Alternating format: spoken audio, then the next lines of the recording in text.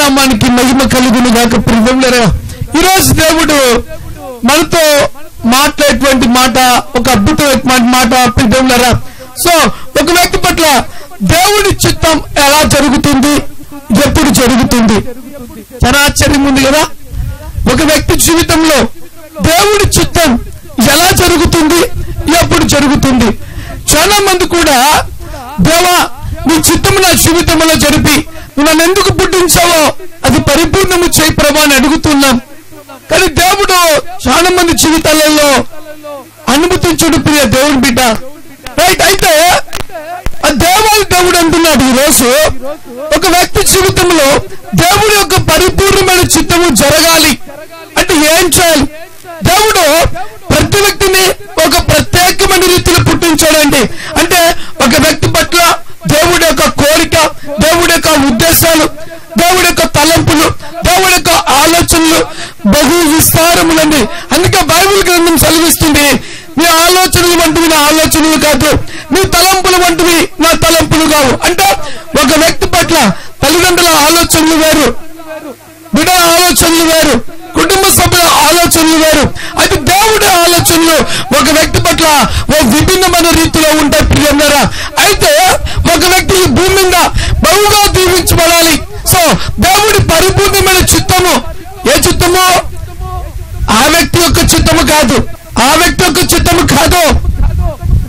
దేవుడి యొక్క పరిపూర్ణమైన చిత్తము ఒక వ్యక్తి జీవితంలో జరగాలి అంటే ఏం చేయాలో ఈరోజు ప్రభు మనతో మాట్లాడుతున్నాడు ప్రియ దేవుని బిడ్డ. సామెతలో 1వ సామెత 23వ వచనాన్ని చదువుకుందాం. నా గద్దెంపునకు వినే తిరుగుడి, నా గద్దెంపు విని తిరుగుడి, ఆలకించుడి, ఆలకించుడి, నా ఆత్మను మీ మీద కుమ్మరించుడు, నా ఆత్మను మీ మీద కుమ్మరించుడు. గట్టిగా చెప్పలు కొడతారా? ఏంటంటే దేవుని యొక్క గద్దెంపు అంటే దేవుని యొక్క మాట ఎప్పుడైతే మనం వింటామో, చాలా మంది దేవా నీ చిత్తము జరిపి అంటారు కానీ దేవునికి లోబడరు, దేవునికి డెడికేట్ చేసుకోరు. అదే చాలా తప్పు ప్రియ దేవుని బిడ్డ. అది దేవుని యొక్క వాక్యంలో రాయబడింది. దేవుడి యొక్క చిత్తము నీ జీవితంలో జరగాలి అంటే నీ తలంపులు వంటివి కాదు. తలంపులు నీ తలంపులు ఎటువంటి అంటే ఇది పాస్ అయితే చాలు, ఇదిగో ఈ ఉద్యోగం వస్తే చాలు, సో ఇండ్లు కట్టుకుంటే చాలు, సో ఈ విధంగా చిన్న చిన్న దీవెనలు పొందుకుంటే చాలు. ఇవి సాధారణమైన ఈ లోక సంబంధమైన ఆశలతో నిండి ఉంటుంది నీ జీవితం, నీ హృదయం, నీ తలంపులు, నీ ఆలోచనలు. అదే నువ్వు దేవుడి చిత్తానికి నిన్ను అప్పగించుకున్నట్లయితే, నువ్వు దేవుడి చిత్తానికి నేను అప్పగించుకోవడం అంటే నువ్వు దేవుడికి విధేయత చూపించి ఆయన చిత్తానుసారంగా ఆయన మాటకు లోబడి చూపించడమే ప్రియ దేవుడి బిడ్డ. నువ్వు ఎప్పుడైతే ఆ విధంగా ఈ భూమి మీద నేను బ్రతుకుతున్నలా ప్రభువా నీ మాట చొప్పున జీవిస్తా, నీ మాట చొప్పున నేను చేస్తా ప్రభువా, నువ్వు ఏదైతే చెప్పావో అది చేస్తా, ఏదైతే చేయొద్దన్నావో అది చేయను అని ఒక తీర్మానం తీసుకొని నువ్వు జీవించడం మొదలు పెట్టినట్లయితే ఆ దేవాది దేవుడు అంటున్నాడండి, నా ఆత్మను నీ మీద కుమ్మరించుదును, నా ఉపదేశమును నీకు తెలిపేదను. ఏంటంట? దేవుడి ఆత్మ, దేవుడి ఆత్మ ఒక వ్యక్తి మీదకి దిగి రావాలి అంటే దేవుడి యొక్క మాటకు విధేయత చూపించాలి ప్రియ దేవుని బిడ్డ. నువ్వు విధేయత చూపించినప్పుడే దేవుని ఆత్మ అనేది నీ మీదకి దిగి వస్తుంది. దేవుని ఆత్మ నీ మీదకి దిగి వచ్చినప్పుడు దేవుని యొక్క చిత్తము నా చిత్తము కాదు, నా తలంపు కాదు, నా ఆలోచన కాదు. సో నా దేవుని చిత్తము, నేను దేవునిలో లోపడ్డాను, నా దేవుని మాటకు విధేయత చూపించాను అంటే దేవుడి యొక్క పరిపూర్ణత. బైబిల్లో చూసినట్లయితే సౌలును ఒక ఉద్దేశంతో దేవుడు పుట్టించాడు, సమూయేలును దేవుడు ఒక ఉద్దేశంతో పుట్టించాడు, పౌలును ఒక ఉద్దేశంతో దేవుడు పుట్టించాడు, అపోస్తలులకు ఉద్దేశంతో దేవుడు పుట్టించాడు, యిర్మీయాను ఒక ఉద్దేశంతో దేవుడు పుట్టించాడు, నెహెమ్యాను ఒక ఉద్దేశంతో దేవుడు పుట్టించాడు, రూతును ఒక ఉద్దేశంతో దేవుడు పుట్టించాడు, మరియను ఒక ఉద్దేశంతో దేవుడు పుట్టించాడు. అదేవిధంగా నిన్ను నన్ను కూడా ఒక ఉద్దేశంతో అంటే మనల్ని కలగజేసిన దేవుడు ఒక ఉద్దేశాన్ని అంటే ఒక ఆలోచనలు కలిగి ఉన్నాడు. అయితే దేవుడి ఆలోచన పరిపూర్ణంగా మన జీవితంలో జరగాలి అంటే ఆయన మాటకు విధేయత చూపించాలి ప్రియ దేవుని బిడ్డ. ఆయన మాటకు నా జీవితంలో నేను విధేయత చూపిస్తున్నానా లేదా అనేది చాలా చాలా విలువైనది. అందుకే దేవుడు అన్నాడు, నా గద్దింపు విని తిరుగుడి. దేవుని ఆత్మ, సో దేవుని నమ్ముకున్నటువంటి వ్యక్తులకు దేవుని ఆత్మ ప్రతి సెకండ్ ప్రేరేపించబడుతూ ఉంటది. సో ఇచ్చాయి, ఈ విధంగా ఉండకు, ఈ విధంగా ఉండు, ఈ విధంగా మాట్లాడు, ఈ విధంగా ఉండకు, చెడు చూడకు, చెడు చేయకు, చెడు మాట్లాడకు, చెడు చోటుకి వెళ్ళకు, నీ విశ్వాసమైన జీవితం జీవించుకో. తల్లిదండ్రులకు లోపడు, సేవకుడికి లోపడు, భర్తకు లోపడు, భార్యకు లోపడు, సినిమాలు పక్కన పెట్టు, శిఖారులు పక్కన పెట్టు, పాపపు క్రియలు పక్కన పెట్టు, చెడు స్నేహితులను పక్కన పెట్టు, చెడు తలంపులను పక్కన పెట్టు. సో వీటి ద్వారా నీ దేవుడి చిత్తాన్ని నీ జీవితంలో నెరవేర్చుకోకుండా, ఆయన గద్దింపు వినకుండా నువ్వే నాశనం చేసుకుంటున్నావనే అర్థము ప్రియ దేవుని బిడ్డ. అయితే నువ్వు ఎప్పుడైతే ట్రాక్ తప్పుతున్నావో బైబిల్ అక్కడే సెలవిస్తుందండి. సాతాను చాలా కుయుక్తి కలిగినటువంటి వాడు. సరాపాతి వెధవరాలను దేవుడు ఒక ఉద్దేశంతో పుట్టించాడు. కరువులో దైవ సేవకుడికి ఇచ్చింది కాబట్టి ఆ కరువు దినములలో ఆమె జీవితంలో కరువు లేపో.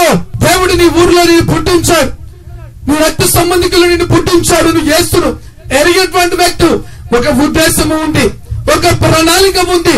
ఆ ప్రణాళిక పరిపూర్ణము కావాలి అంటే మొదటిగా నువ్వు దేవుడి మాటకు విధేయత చూపించాలి. ప్రియ దేవుని బిడ్డ, నువ్వు ఎప్పుడైతే ప్రభువా ఇదిగో నీ గద్దింపుకు నేను లోపడుతున్నా, నీ మాటకు నేను విధేయత చూపిస్తున్నా, సో నీ ఇష్టానుసారంగా నేను జీవిస్తా, నా ఇష్టానుసారాన్ని పక్కన పెడతాను ప్రభువా అని అద్భుతమైన రీతిలో నువ్వు ఎప్పుడైతే నిర్ణయం తీసుకుంటావో అప్పటి నుంచి దేవుడి చిత్తం నీ జీవితంలో జరగడం స్టార్ట్ అవుతుందండి. దేవుడి చిత్తం జరగాలి అంటే నువ్వు చాలా వాటిని వేచాలి. సాతాను నేను చాలా వాటిని చూపిస్తుంది.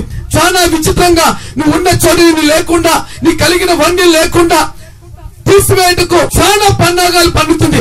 అయితే నువ్వు వాటిని పక్కన పెట్టాలి. ప్రభా నేను నీ మాటకు లోపడతా ప్రభా, నీ ఉద్దేశం నువ్వు నన్ను ఎందుకు కలగజేస్తావు, నీ ప్రణాళిక నా మీద కుమరించు ప్రభా అని ఎప్పుడైతే ఒక బలమైన తీర్మానము తీసుకుని నువ్వు జీవించడం మొదలు పెడతావో అప్పటి నుంచి ప్రియ దేవుని బిడ్డ నువ్వు ఎందుకు పుట్టావో, నీ ప్రణాళిక ఏంటో, నీ జీవితం ఏంటో, నీ స్థితిగతులు ఎలా మార్చబడతాయో, నీ లైఫ్ ఏ విధంగా మార్చబడతాదో దేవుడి యొక్క చిత్తము నీ జీవితంలో జరుగుతుంది. ఎదుటి వాళ్ళని చూసి ఆశ్చర్యపోతారండి. ఎప్పుడు తెలుసా, దేవుడు చిత్తము నీ జీవితంలో జరిగినప్పుడు, నీ చిత్తము నీ జీవితంలో జరిగినప్పుడు అంత థ్రిల్లింగ్ ఉండవు. ఎందుకంటే ఏమో తృప్తి కలిగి జీవిస్తావు. క్లోజింగ్ అంతే. సో ప్రభా నా భార్య నాకుంది, నా పిల్లలు నాకున్నారు, నా కుటుంబం నాకుంది, ఇంకా చాలు, ఇంకా నాకేది వద్దంటే నీ తృప్తి. కానీ దేవుడి యొక్క ప్రణాళిక ఏం తెలుసా, నేను అనేకుల ఎదుట నిలబెట్టి తన చిత్తమును, తన ప్రణాళికను, తన యొక్క మహిమను తన అనేకులకు ఆశీర్వాదకరంగా నీ జీవితాన్ని మార్చడమే దేవుడి యొక్క ఉద్దేశం, దేవుడి యొక్క చిత్తము. ప్రియ దేవుడి బిడ్డ, మొట్టమొదటి దేవుడి యొక్క చిత్తము నీ జీవితంలో జరగాలి అంటే నువ్వు విధేయత, దేవుని మాటకి ఏం చేయాలి, విధేయత చూపించాలి. ప్రియ దేవుడి బిడ్డ, వాటి రెండవ మాటగా నేను మీతో పంచుకోబోతున్నాను. కీర్తనలు 40వ కీర్తన 8వ వచనాన్ని చదువుకుందాం. నా దేవా, నా దేవా, నీ చిత్తం నెరవేర్చుట, నీ చిత్తము నెరవేర్చుట నాకు సంతోషము, నాకు సంతోషం. చూడండి, ఒక వ్యక్తి జీవితంలో దేవుడి చిత్తము నెరవేర్చడమే సంతోషం అండి. మన చిత్తము కాదు, మన ఆలోచనలు కాదు, మన తలంపులు కాదు. ఒక వ్యక్తి ప్రేమ నీ ఆత్మ నా మీద కుమ్మరిస్తానో, నీ ఉపదేశము నా మీదకి విడుదల చేస్తానో, ఈ పుట్టుకకు లేదా ఈ జీవితానికి ఒక ప్రత్యేకతని ఇస్తానో, అయితే ప్రభా నీ చిత్తము నా జీవితంలో నెరవేర్చాలి అంటే ఏం చేయాలంట? నా దేవా, నా దేవా, నీ చిత్తము నెరవేర్చుట, నీ చిత్తము నెరవేర్చుట నాకు సంతోషము, నాకు సంతోషము. నీ ధర్మశాస్త్రము, నీ ధర్మశాస్త్రము నా అంతర్యములోనున్నది, నా అంతర్యములో ఉన్నది. చూడండి, దేవుడు ఎప్పుడు తల ఎత్తే వారిగా పెడతాడు గాని తల దించుకునే వారిగా పెట్టడు. నేను పై వారిగా పెడతానన్నాడు గాని కింది వారిగా పెట్టడు. నేను అనేకులు ఎదుట, ఈ భూతిగంతమైన ప్రజల ఎదుట నేను ఉన్నతమైన వ్యక్తిగా నేను నిలబెడతానని గాని నేను అడుక్కునేటువంటి వ్యక్తిగా నేను నిలబెడతాను ఎక్కడ పరిశుద్ధ గ్రంథంలో లేదండి. రైట్. అయితే దేవుడి యొక్క వాక్యం రాయబడింది. దేవుడి చిత్తము ఆయన మాటలు నీ హృదయములో ఉండిన ఎడల నీకు ఒక అద్భుతమైన మాటని మీతో పంచుకుంటాను. సెల్లో ఎయిర్టెల్ సిమ్ వేస్తామనుకో, ఎయిర్టెల్ టవర్ మాత్రమే పనిచేస్తుంది, ఐడియా టవర్ పనిచేయదు, రిలయన్స్ టవర్ పనిచేయదు. ఏ కంపెనీకి సంబంధించిన సిమ్ వేస్తామో ఆ కంపెనీ యొక్క టవర్ మాత్రమే ఆ సెల్ తీసుకుని ఆ సెల్ పంచడం మొదలు పెడతారు. కరెక్ట్ కదా? అదే విధంగా ప్రియ దేవుడి బిడ్డ, దేవుడి చిత్తము నువ్వు ఎప్పుడు చేస్తావంటే దేవుడి మాటకు విధేయత చూపించినప్పుడే దేవుడి చిత్తం చేస్తానికి నువ్వు భూమి మీద ముందుకు సాగుతూ ఉంటావు. ఈ లోక సంబంధమైన చిత్తాలను పక్కన పెడతావు, ఆలోచనలు పక్కన పెడతావు, తలంపులు పక్కన పెడతావు, ఉద్దేశాలు పక్కన పెడతావు, కోరికలు పక్కన పెడతావు. ఈ లోక సంబంధమైన ఉద్దేశాలు, కోరికలు, ఆలోచనలు నీకు చెడ్డ పేరు తీసుకొస్తాయి. లోకము, లోక ఆశయు గతించిపోవడం. కానీ దేవుడి చిత్తము జరిపించవాడు నిరంతరము నిత్యము నిలుచుడు. గట్టిగా చప్పట్లు కొట్టి దేవుడిని కనపరుస్తారా? గట్టిగా రాయిపోయే దేవుడి బిడ్డ. అయితే దేవుడి చిత్తము మన జీవితంలో జరగాలి అంటే దేవుడి యొక్క ధర్మశాస్త్రంలోని మాటలు మనలో ఉండాలి. ఓ ప్రభు, ఇది చేయమన్నాడు, ఇది చేద్దాం. ఇంత ఓపికగా ఉండమన్నాడు, ఇంత సహనముతో ఉండమన్నాడు, ఇంత క్షమాపణతో ఉండమన్నాడు, ఇంతగా ప్రేమించమన్నాడు. దేవుడికి ఇదిగో దశమ భాగం లేదా అర్పణ లేదా వర్తున్నల కొద్ది ఇవ్వమన్నాడు.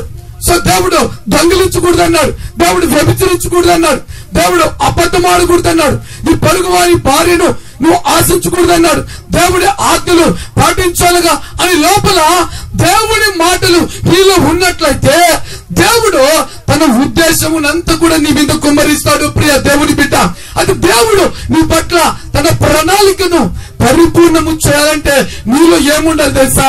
ఆ దేవుని యొక్క ధర్మశాస్త్రపు మాటలు. అవి ఎప్పుడైతే నీ జీవితంలో ఇవి నా దేవుని మాటలు, ఈ దేవుని మాటలు చొప్పున నేను జీవిస్తా, దీనికి విరోధంగా లేదా వ్యతిరేకంగా ఈ లోకములో జీవించను అని ఒక బలమైన అద్భుతమైన నీ తీర్మానం తీసుకుని నువ్వు కావడం మొదలు పెట్టినట్లయితే, జీవించడం మొదలు పెట్టినట్లయితే, బ్రతకడం నువ్వు మొదలు పెట్టినట్లయితే ఈ భూమి మీద నువ్వు ఆశీర్వదించబడతావు. ప్రియ దేవుని బిడ్డ, కీర్తనలో 119వ కీర్తన 38వ వచనం చదువుకుందాం. నీవిచ్చిన వాక్యము మనుషులలో నీ భయమును పుట్టించుచున్నది. గట్టిగా చప్పట్లు కొడతామా? హల్లెలూయా.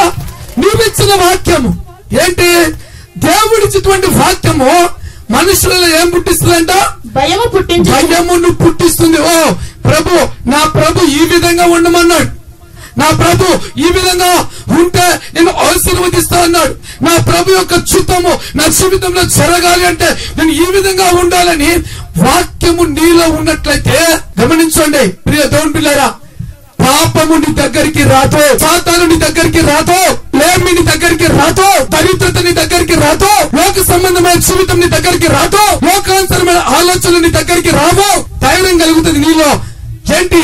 నేను లోకంలో ఉన్నటువంటి వాటిని చేస్తున్నానా, దేవుడి చిత్తాన్ని చేస్తున్నానని అది భయాన్ని కలుగజేస్తుంది. ఓ నా దేవుడి మాట.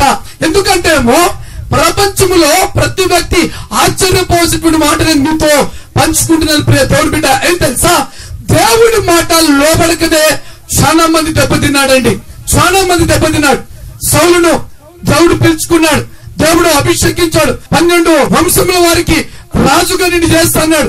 ఎప్పుడైతే సౌలు సమయాలు ప్రవక్త చెప్పిన మాట తృణీకరించి ఆజ్ఞ అతిక్రమించి తప్పిదము చేశాడో, సౌలు మీద ఉన్న అభిషేకం, సౌలు మీద ఉన్నటువంటి ఆ రాజు యొక్క అధికారం కొట్టుకొని పోయింది. ఎవరి మీదకి దిగి వచ్చిందంటే దావీదు మీదకి దిగి వచ్చింది. గట్టిగా చప్పట్లు కొట్టి దేవుడిని కనపరుస్తారా? వెళ్ళిపోతుంది. దేవుడి ఆత్మ అనేది మన మీద దిగి రాదండి, వెళ్ళిపోతూ ఉంటది. దేవుడి ఉద్దేశము మన మీద దిగి ఉండదండి, వెళ్ళిపోతా ఉంటది. అంటే దేవుడి యొక్క పరిపూర్ణమైనటువంటి కోరికలు మనలో సఫలీకృతము కావు. ఎందుకంటే మనము లోక ఆశలకు అలవాటు పడినట్లయితే, లోక ఆశలకు ఆశ కలిగినట్లయితే, ఈ సౌలు అనుకున్నాడు, ఇదిగో కోడలున్నాయి, ఎద్దులున్నాయి, మేకలున్నాయి, ఓహో వీటిని తినొచ్చు, ఈ బలిసినాయి. కానీ సమయాలు అన్నాడు వాటిని అన్ని చంపేమన్నాడు. కానీ సౌలు అనుకున్నాడు వీటిని బలిసిన వాటిని తీసుకుని రావడమే తప్పు, దేవుడి మాటకు విరోధంగా జీవించడమే తప్పు. ఎప్పుడైతే ప్రభువా నీకు విరోధంగా నేను జీవించను, నువ్వు చెప్పింది నేను చేస్తాను ప్రభువా అని ఒక తీర్మానం తీసుకుంటే గనా దావీదుకి ఆ ఛాన్స్ వచ్చేది కాదు. సౌలుని ఎందుకైతే పుట్టించాడో, సౌలు మీద తన ప్రణాళికను, తన చిత్తమును, తన ఆలోచనలు పరిపూర్ణము చేసేటువంటి దేవుడు నా దేవుడి. ప్రియ దేవుడి బిడ్డ, ఈ రోజు వాక్యం ఇచ్చున్నావుగా, దేవుడిని పిలుచుకున్నాడు. దేవుడి యొక్క ఉద్దేశం, దేవుడి యొక్క ప్రణాళిక, దేవుడి యొక్క చిత్తం, దేవుడి యొక్క ఆలోచన పరిపూర్ణము కావాలంటే దేవుడి మాటకు నువ్వు విధేయత చూపించాలి. నా కళ్ళతో నేను చాలా మందిని చూచానండి. లోబడక కొంతమంది, సేవకుడి దగ్గర నమ్మకంగా ఉండలేక కొంతమంది, ఇంట్లో నమ్మకంగా ఉండలేక కొంతమంది, దేవుడికి లోబడక కొంతమంది, వివిధ రకాలుగా దేవుడి భయం లేక దేవుడి యొక్క ఆలోచనలు really great and great and great. ఆ ఆలోచనలను పరిపూర్ణంగా ప్రభువా నన్ను నువ్వు ఎందుకు పెంచుకున్నావుగా, నాకు అప్పచెప్పిన పని ఇది, నేను ఇది నమ్మకంగా చేస్తాను ప్రభువా అని ఒక బలమైన తీర్మానము తీసుకోక వాళ్ళకు కలిగిన దాంట్లో గర్వించి, వాళ్ళకు కలిగిన దాంట్లో ఓ నాకేంటి అని అనుకొని దేవుడి చిత్తం సో ఎందుకు నన్ను పుట్టించావు అనేది పరిపూర్ణంగా ఆ ప్రణాళిక లేక కొట్టుకుపోతూ ఉన్నారు. ప్రియ దేవుని బిడ్డ, మీకు ఒక మాట నేను సెలవిస్తా, జ్ఞాపకం ఉంచుకోండి ప్రియ దేవుని బిడ్డలారా. ఒకనొక దినమున ఒక దైవ సేవకుని యొక్క పోస్టర్స్ కనిపిస్తూ ఉన్నా. నమ్మకంగా దేవుడు అన్నాడు, నువ్వు నా పని చేయన్నాడు. ఏ పని? ఏ పని నాకు తెలియదు, దేవుడి పని. ఏ పని నేను చేస్తా, ఏ పని నేను చేస్తా ప్రభా, నువ్వు ఏ పని అప్పచెప్తావో చెప్పు, ఆ పని నమ్మకంగా చేస్తా ప్రభా అని చేయడం మొదలు పెట్టానండి. ఏంటి? లెటిన్స్ కడగడం మొదలు పెట్టా, చర్చిలో కష్టం తోడడం మొదలు పెట్టా, భూసి తులపడం మొదలు పెట్టా. దేవుడి కొరకు నేను ఏదైతే చేయాలో అది పరిపూర్ణం చేస్తా ప్రభా. నా జీవితంలో నువ్వు నన్ను పిలుచుకున్నావుగా, నీ చిత్తము నా మీద కుమ్మరించు. నేను దేవుడి చిత్తము కాకుండా ఈ లోకములో జీవించినట్లయితే, సాతాను చిత్తానికి లోపడితే నా జీవితము తృణాతునగలగా మార్చబడుతుంది. ఎన్నెన్నో అలవాట్లు, ఎన్నెన్నో ఆలోచనలు, ఎన్నెన్నో తలంపులు, ఎన్నెన్నో ఉద్దేశాలు, ఎన్నెన్నో కోరికలు, ఎన్నెన్నో ఎంతమందో రకరకాల వివిధ రకాల బిహేవియర్ తో జీవించే ఫ్రెండ్స్, వీళ్ళ మధ్య జీవించడానికన్నా విరిగి నలిగిన హృదయంతో దేవుడి పని చేస్తే అది ఏదైనా కూడా దేవుడు తన కార్యాలు చేస్తాడుగా అని దేవుడి పని చేయడం మొదలు పెట్టానండి. పోస్టర్స్ కనిపిస్తూ ఉన్నా, డే అండ్ నైట్ ప్రభా నీ చిత్తము నా మీద కుమ్మరించు ప్రభా అని ఒక సేవకుడు నాతో అన్నాడు. ఇప్పటికి నా చెవులో ఆ స్వరం వినబడుతుంది. ప్రియ దేవుడి బిడ్డ, గాడ్ సన్, ఈ రోజు నువ్వు నమ్మకంగా దేవుడి పని చేస్తున్నా. సో దేవుడు నిన్ను చూస్తూ ఉన్నాడు. ఒకానొక రోజు నీ పోస్టర్స్ కూడా జిల్లా వ్యాప్తంగా, ప్రపంచ వ్యాప్తంగా నువ్వు రావడం, అంటే టీవీలో, వెబ్సైట్ లో, యూట్యూబ్ లో, పోస్టర్లలో, మీటింగ్ లో దేవుడు నిన్ను అండగా హెచ్చిస్తాడు చూడు అన్నాడు. అప్పట్లో నేను సేవకుడిగా కాదు, ఒక చిన్న పనివాడిగా నీ చిత్తము జరిపించు ప్రభా. నా జీవితం ఏంటి? నేను ఏమనుకున్నాను తెలుసా? నా బ్రతుకు, నా జీవితానికి నా ఫోటో ఎవరైనా చూస్తే బయట జిల్లా అంతా కూడా, రాష్ట్రం అంతా కూడా టీవీలో, వెబ్సైట్ లో నేను నా ముఖం నేనేం మాట్లాడతా ప్రభువా అని నా మీద నాకు నమ్మకం లేదు. కనుక ఒకటి చేయడం మొదలు పెట్టా, నేను పని నమ్మకంగా చేస్తా ప్రభా అని నమ్మకంగా చేయడం మొదలు పెట్టానండి. అయితే దేవాది దేవుడు ఒకరోజు చూశాడు. ఏం చేశాడు తెలుసా? ఆ సేవకుడి నుంచి వచ్చిన మాట రూఢిపరిచాడండి. ఈరోజు టీవీలో, వెబ్సైట్ లో, యూట్యూబ్ లో, పబ్లిక్ మీటింగ్స్ లో చాలా మందికి అంటే గాడ్స్ అంటే ముందు తెలియదు. మా ఇంటికి, మా కుటుంబానికి, మా రక్త సంబంధికులకు తెలుసు, ఆ మండలానికి తప్ప ఇంకెవరికి తెలుసు. ఈ రోజు ప్రపంచం అంతా కూడా ఈ గాడ్స్ గురించి తెలుసుకునేదాన్ని కూడా కృప దేవుడు ఇచ్చాడు. కారణం ఏంటి? నా చిత్తానుసారంగా జీవించింటే కదా నా జీవితం మార్చబడదు. నా చిత్తానుసారంగా జీవించింటే కదా సుఖ సంతోషాలతో కొద్ది కాలము జీవిస్తా, ఆ తర్వాత నా జీవితం లేకుండా పోతుంది.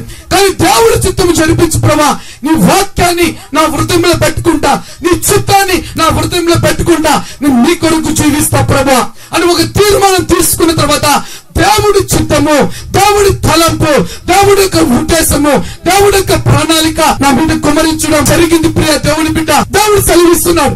ఈ రోజు వాక్యం ఇచ్చున్నావుగా, ఈ రోజు దేవుడి చిత్తముని జీవితంలో జరగాలి అంటే దేవుడికి నువ్వు సరెండర్ అవుతున్నావా? దేవుడి మాటలకు, దేవుడి వాక్యానికి గడగడలాడుతూ హృదయంలో చోటుందా? ఈ రోజు తప్పించుకున్న సౌలు, లెక్క చేయని సౌలు జీవితం కొట్టివేయబడింది. ఈరోజు అనేక మంది జీవితాల్లో దేవా నీ చిత్తము జరిపించు ప్రభువా అంటారా గాని దేవుడికి ఇష్టకరంగా భూమి మీద జీవించేటువంటి వాళ్ళగా లేరు. ప్రియ దేవుని బిడ్డ, అందుకే దేవుడి చిత్తము జరగాలి అంటే హృదయంలో దేవుడి వాక్యము ఉండాలి. మీకు అర్థమవుటికి ఇంకొక మాట చెప్తాను వినండి. లోపల, ఎక్కడ? లోపల లోపల పుడుతుంది. లోపల ఒకటి పుట్టిందనుకో, ఏమవుతుందిలే, ఎందుకు పోవాలి, ఏం విధేయత చూపించాలి, ఏం గౌరవము, నేనెక్కడ దీవించబడతాలే అని లోపల పుట్టిందనుకో, పుట్టిన వెంటనే శరీరంకి దయ్యం మాట్లాడుతుంది. చేయట్లే, చక్కగా నీ ఇష్టం, పారిపో, దేవుని సన్నిధి నుంచి పారిపో, భర్తను వదిలిపెట్టు, భార్యను వదిలిపెట్టు, కుటుంబంలో తిరగకుండా ఏమైనా చెయ్యి.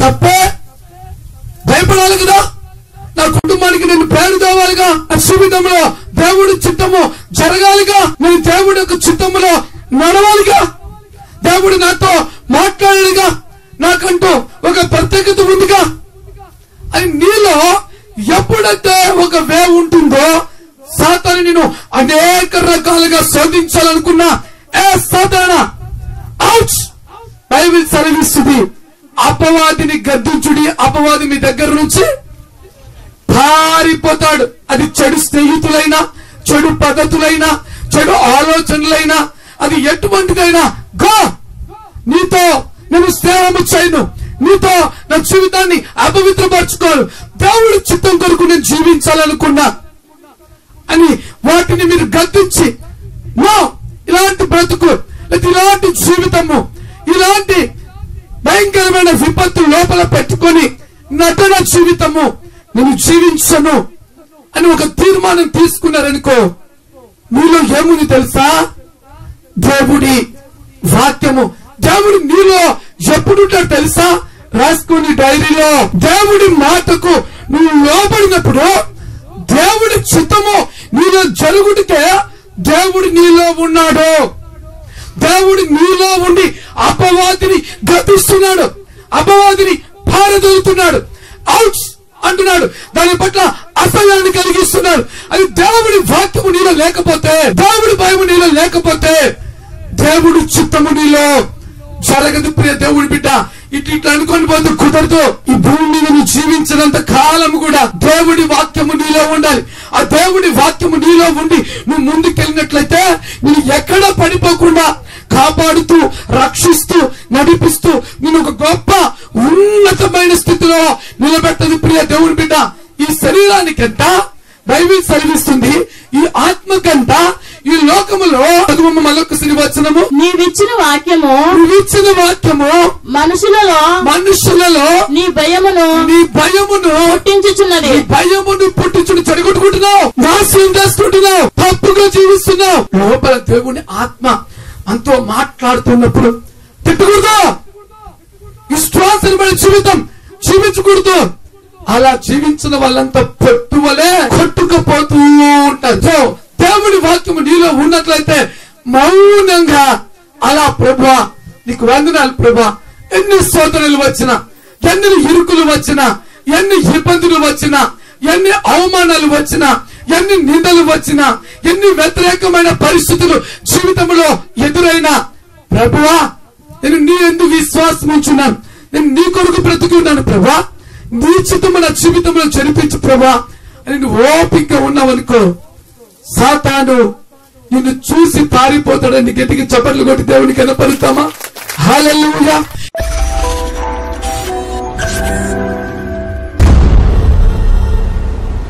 పరిశుద్ధుడా, ప్రేమ కలిగిన తండ్రి, గొప్ప దేవా, నీకే నిండు మనసుతో కృతజ్ఞతాస్తుతులను చెల్లిస్తున్నా. ప్రతి బిడ్డను ఒక ఉద్దేశంతో నువ్వు పుట్టించు ప్రభువా.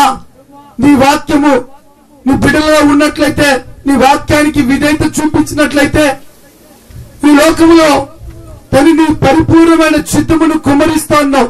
ఈ వాక్యమున్న ప్రతి బిడ్డ జీవితంలో నీ చిత్తమును కుమ్మరించండి. నీ నామము ప్రచురము చేయు నిమిత్తము తను నువ్వు పుట్టించినటువంటి బిడ్డలు తండ్రి నిన్ను గణపరిచినట్లుగా సహాయము చేయండి. ప్రేమతోను, సమాధానముతోను, సంతోషముతోను, ఆనందముతోను నీవు కలగజేసిన నీ బిడ్డలు నిన్ను కొనియాడి ఎన్ని దీవెనలైతే నీ బిడ్డల కొరకు సిద్ధము చేశావో అన్ని దీవెనలు కుమ్మరించండి. పరలోకమందున దీవెనలు, భూలోకమందున దీవెనలు, సమస్త విధమైన దీవెనలు, నీ మాట వినినట్లయితే గిన్నె నిండి పొర్లిపోయే దీవెనలను కుమ్మరిస్తాన్నావుగా. ప్రతి విధమైన దీవెనలను కుమ్మరించమని సర్వశక్తివంతుడైన యేసయ్య నామములో అడిగి దీవెనలను, మేళ్లను, ఆశీర్వాదములను పొందియున్నాము తండ్రి. ఆమేన్.